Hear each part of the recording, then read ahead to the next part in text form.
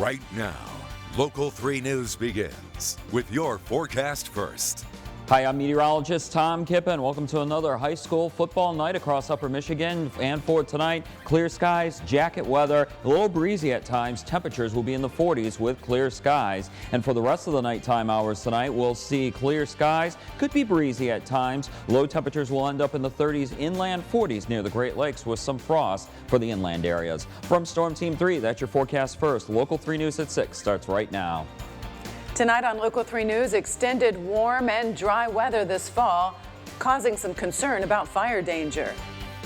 Our special report continues tonight on the disposal of septic waste in Delta County. It's revitalizing and fertilizing the soil. Plus, keeping it local means supporting local businesses. The state is kicking off a campaign called Buy Nearby. Those stories and more ahead tonight on Local 3 News. From WJMN TV, Marquette, Escanaba. This is Local 3 News at 6 in HD. Good evening, everyone. Thank you for joining us here from Local 3 News in HD. I'm Cynthia Thompson. Most of the UP is under a burn restriction order tonight. The Department of Natural Resources says continued dry conditions and continued windy weather have created a higher fire danger than we usually have at this time of the year. The far western parts of the Upper Peninsula are under a no burn ban. Iron and Dickinson County residents can burn, but only if all proper precautions are taken. The central and eastern parts of the Upper Peninsula, seen on the top of your screen in orange, have burn permit restrictions in effect. As Local 3's Brittany Denny tells us tonight, the extended warm weather and lower than normal precipitation levels could pose a problem. From the look of the lawns across the UP, you can tell they are thirsty. For the low amount of precipitation, we're looking basically at the north and at the eastern parts of the UP. Some sections less than 50% of what's normal. Other places maybe 50 to 60%. For the coming month of October, we're looking for drier than normal weather and a little bit warmer than normal weather. At the National Weather Service, precipitation levels are more than 6 inches below normal so far for 2015. The average for this time of year is about 26 inches, and we are currently just under 20. But right now it's hard to tell if this trend will continue into the winter season. The way the El Nino is setting up, for us, that means warmer than normal winters, but does not correlate to very good for the amounts of snowfall. The lack of rain is also causing unusually high risks of fire danger. It's not a typical fall where we usually get the rains and stuff, where burning is not typically a problem, but now it is with the lack of moisture we have. So we do have that window in the afternoon that we're going to have some wildfires pop up. We're staffing up again and just getting ready to respond to wildfires because we've had calls every day this week. The DNR says the best time to burn is early in the morning or later in the evening. Keeping it local in Marquette County, I'm Brittany Denny, Local 3 News. Keeping it local means supporting local businesses, and local across the state of Michigan means the entire state of Michigan. There's a kickoff tomorrow in a statewide initiative. Businesses across the state, including the Marquette Regional History Center in Marquette, are participating in Buy Nearby to help support the local economy.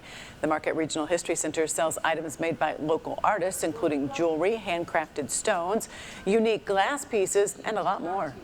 Well, a big part of what we're doing here is supporting local artists. We have around 80% of our merchandise in on a consignment basis, and it's reflective of the museum, but it's also a great way to support the local artists in our area. I think it's refreshing for people to come in and see a store in which you can represent the area as well as the museum. Buy Nearby is being celebrated and kicked off across the entire state of Michigan tomorrow. In the final edition of our special report on how septic tank waste is disposed of, Local 3's Esther Kwan explains that the process being used in Delta County is one that can be really considered to be recycling, despite some concerns by residents.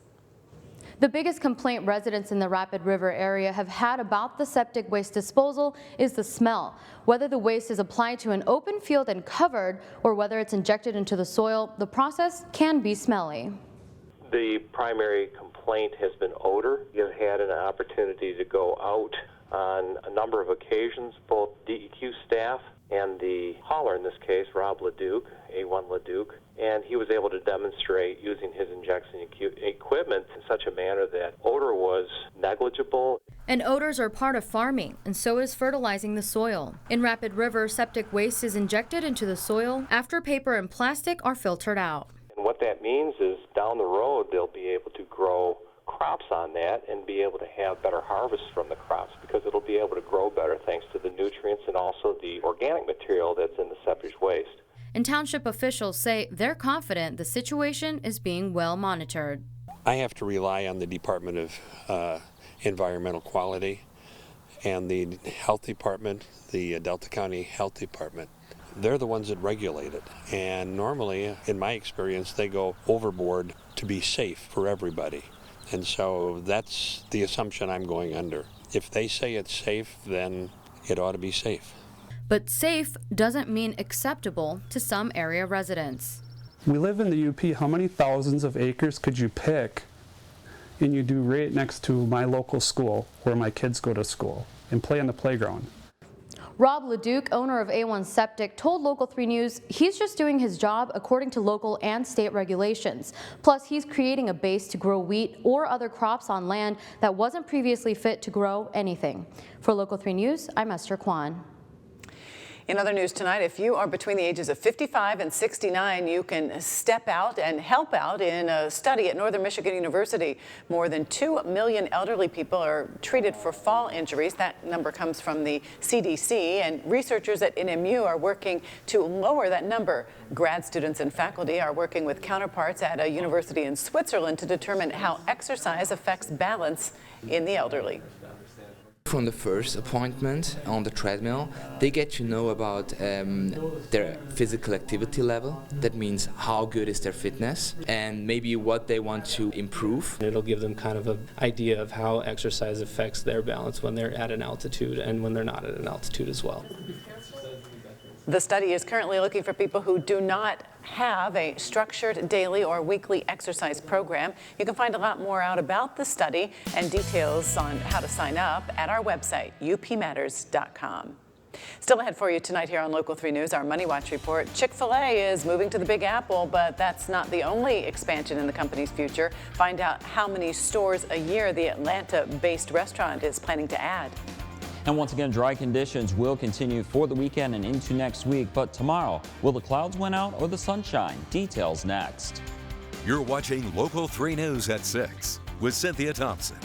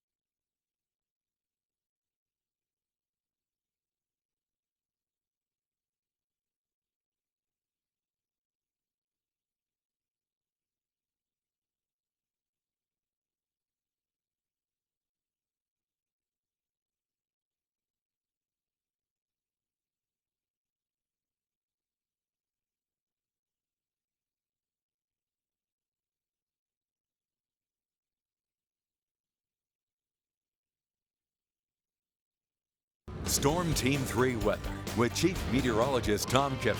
Brought to you by Shunk Furniture. And another day with dry weather and a good amount of sunshine. We did have the cool temperatures, though. Temperatures only made it into the 50s today. A few spots near the Wisconsin border did reach the 60-degree mark. On our radar and satellite, we can see no clouds. You can see, you're thinking, wow, there's nothing going on. You're right, there is absolutely nothing going on across the UP. No rain showers to speak of and no clouds to speak of as well. And with the clear skies tonight, that's going to lead to another chilly night with frost advisories that are in effect for the western UP and parts of the eastern UP. Greatest threat of frost will be away from the Great Lakes once again tonight. And for you boaters who are getting some fall fishing in the bays or the nearshore waters, we have a small craft advisory. We're going to have breezy conditions at times that will last into early Sunday morning. So as we look at your weather headlines here, we're going to have chilly conditions tonight along with breezy conditions tonight at times. Frost will be possible for the inland areas. The National Weather Service in Marquette will keep the frost advisories and the freeze warnings going till October 7th. After that, they will no longer issue them.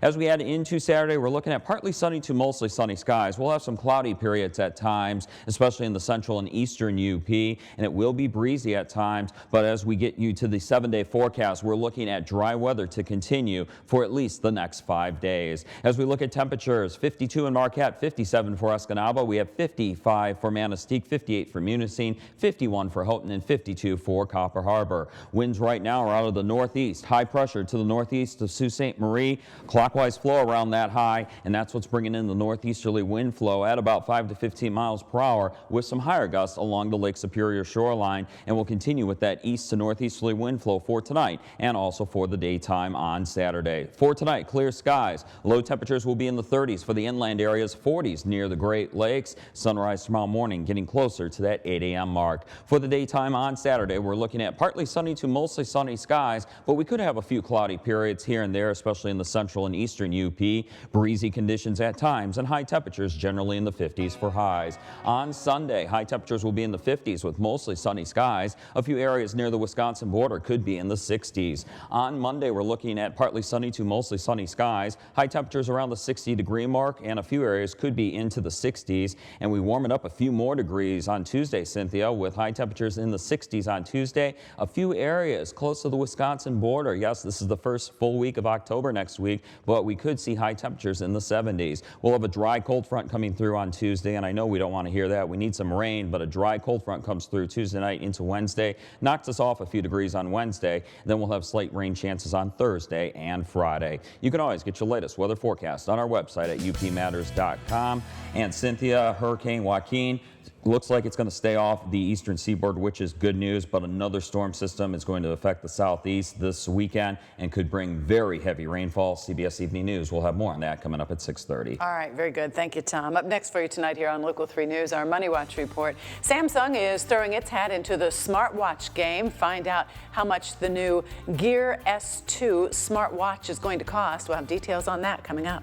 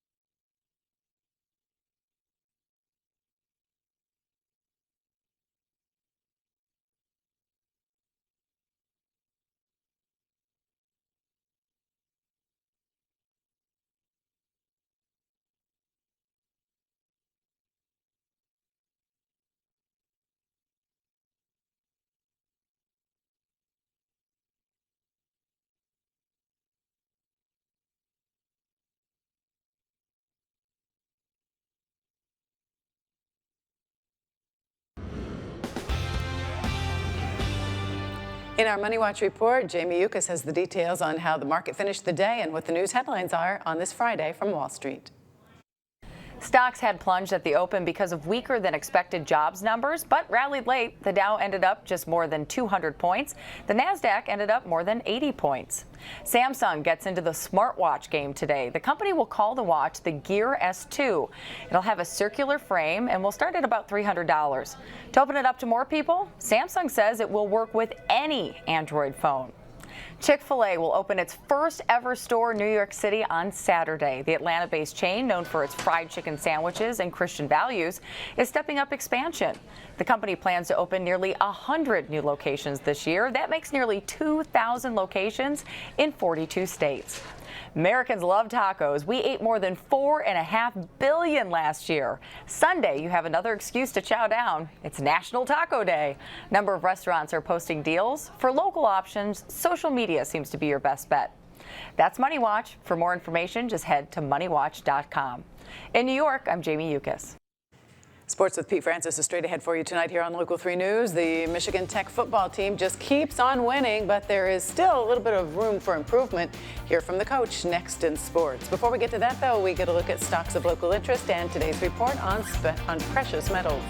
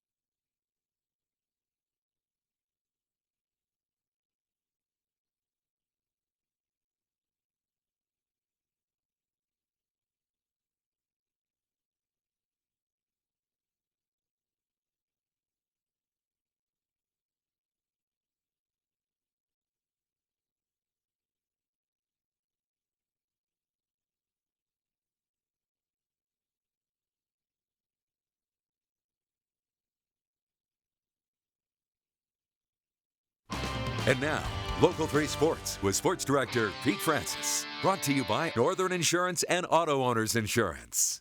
It's a good time to be a Michigan Tech football fan. Coming off a thrilling win over NMU, the Huskies are now a perfect 4-0.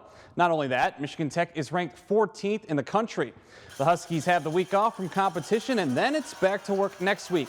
Even though Michigan Tech is undefeated, Coach Tom Curley still feels there is work to be done as the team prepares to face Northwood for homecoming next week.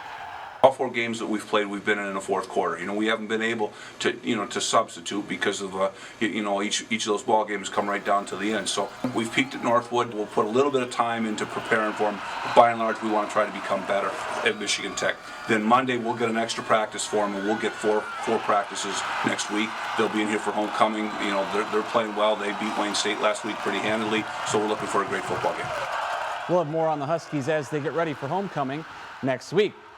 When Jordy Nelson went down before the season started, people wondered just how much that would affect the Packers offense. Well, Aaron Rodgers has continued to be Aaron Rodgers, and the return of James Jones has been a big part of number 12's success this season with 4 touchdowns in 3 games.